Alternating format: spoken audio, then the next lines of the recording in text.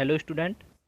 Free Indian coaching में आप सभी का स्वागत है। तो आइए, आज आपका व्यावसायिक अर्थशास्त्र का पेपर हो गया है, यानी कि बिजनेस इकोनॉमिक्स का। तो इसका हम आज प्रश्न क्रमांक 1 से जो 5 तक आपके ऑब्जेक्ट टाइप क्वेश्चन होते हैं, यानी कि सही विकल्प, खालिस्तान, सही जोड़ी, सत्ता सत्य, वो सभी सॉल्व करके आज देख लेते हैं। तो आपको अनुभव हो जाएगा कि आपने पेपर में कितने सही और गलत किए हैं। तो आपको कमेंट के द्वारा बताना है कि सर मेरे इतने सही हैं और इतने गलत हैं। ठीक है, तो वीडियो को बने रहना है, आपको वीडियो को पूरा देखना है।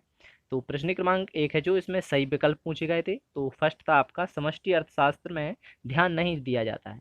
तो जूट उद्योग पर समष्टि अर्थशास्त्र में ध्यान नहीं दिया जाता है, द आंसर इसका सही था। इसके बाद सेकंड है, वस्तु की हर अगली इकाई के प्रयोग से सीमांत उपयोगिता घटती है। तो इसका आंसर सही था।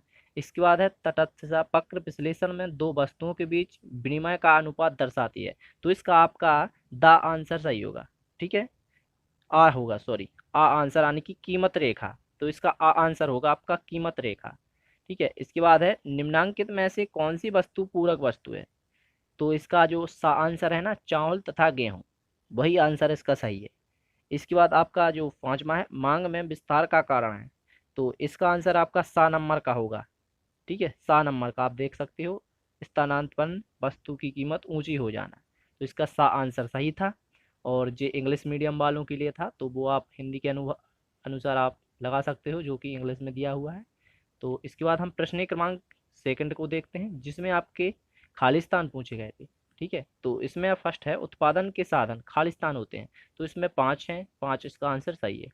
इसके बाद सेकंड है, औसत आगम को खालिस्तान भी कहा जाता है। औसत आगत को हम मूल मूल वक्र या फिर हम मूल बस कह सकते हैं। ठीक है, मूल भी कहा जाता है मतलब। ठीक है, सेकंड है, वस्तु की पूर्ति खालिस्तान का एक भाग है। तो वस्तु की पूर्ति आप जानते हो कि मांग का एक भाग है। ठीक है, आपने मांग लोच वगैरह तो पढ़ा होगा ना, तो वही से आपका विकल्प था ये। इसके बाद है, पूर्ति का नियम खालिस्तान वस्तुओं पर लागू नहीं होता है। तो पूर्ति का नियम है जो विलासिता, ठीक है, समझते हो ना आप, विलासिता पर लागू नहीं होता है। इसके बाद आपका पांचवा है, किसी वस्तु की कीमत उस बिंदु पर निर्धारित होती है जहां वस्तु की मांग तथा वस्तु की पूर्ति दोनों इक्वल होते हैं, यानी कि बराबर होते हैं। ठीक है, तो इसके बाद हम प्रश्न क्रमांक थर्ड, जिसमें सही जोड़ी दी गई थी, तो आपको ध्यान से देखना है सही जोड़ी। ठीक है, तो इसमें आपका जो आ नंबर का होगा, ए नंबर का, ठीक है, वस्तु की मांग का संबंध। तो इसका आंसर आपका फोर्थ होगा, वस्तु की लागत से। ठीक है, इसके बाद आपका होगा वस्तु की पूर्ति का संबंध, यानी कि बी। तो इसका आंसर होगा आपका वी नंबर, यानी कि पांचवा, मांग के नियम से। देख सकते हो ना आप, बी का भी होगा। ठीक है, और जो आपका सी है, भारतीय रिजर्व बैंक ने काम प्रारंभ किया था। तो सी है, इसका आंसर आपका फर्स्ट होगा, 1935 में किया था। ठीक है, इसके बाद डी है, बैंकों का नियमन होता है। तो इसका आंसर आपका सेकंड होगा, बैंकिंग अधिनियम 1949। ठीक है, डी नंबर का सेकंड होगा। ठीक है, इसके बाद जो लास्ट है, ई नंबर का, जन निक्षेप स्वीकार करना।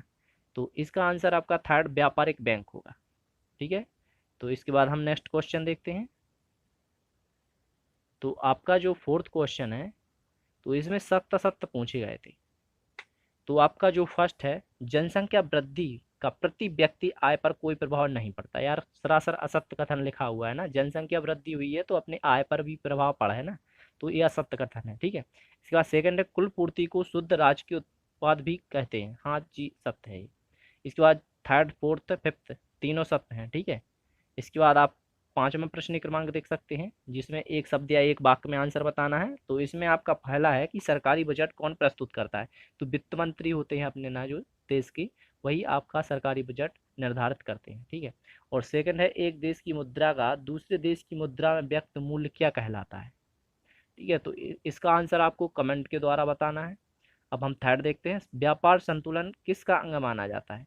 तो भुगतान संतुलन का अंग माना जाता है। ठीक है, इसके बाद है, मुद्रा संकुचन क्या है। तो यार अपने अनुसार आप इसकी डेफिनेशन या परिभाषा लिख सकते थे। ठीक है, तो मुद्रा की मात्रा कम होना ही मुद्रा संकुचन कहलाता है, और अपने अनुसार आप जो आपने बुक में से पढ़ा होगा वही लिख सकते थे। और इसके बाद है, विनिमय नियंत्रण का क्या उद्देश्य है। ठीक है, तो एक वस्तु से दूसरी वस्तु में अपनी अदला बदली करना, वही तो आपका विनिमय नियंत्रण कहलाता है ना। तो इसको भी आप अपने शब्दों में लिख सकते थे। ठीक है, तो आशा करते हैं आपके सभी विकल्प हैं जो 25 नंबर के सही गए होंगे। और जो भी प्रॉब्लम हो तो आप कमेंट के द्वारा बता सकते हो, और जो आपके क्वेश्चन थे ये तो बहुत ही यार इजी आए थे, आपने आसानी से सभी क्वेश्चन को अटेंड किया होगा। ठीक है, और यदि चैनल पर नए हो यार तो इसे सब्सक्राइब कर लेना और साथ में बेल आइकन भी प्रेस कर लेना, क्योंकि मैं इस प्रकार के वीडियो आपके लिए लाता रहूँगा। और जिस सब्जेक्ट से रिलेटेड आपको प्रॉब्लम है आप कमेंट किसी भी वीडियो पर कर सकते हो।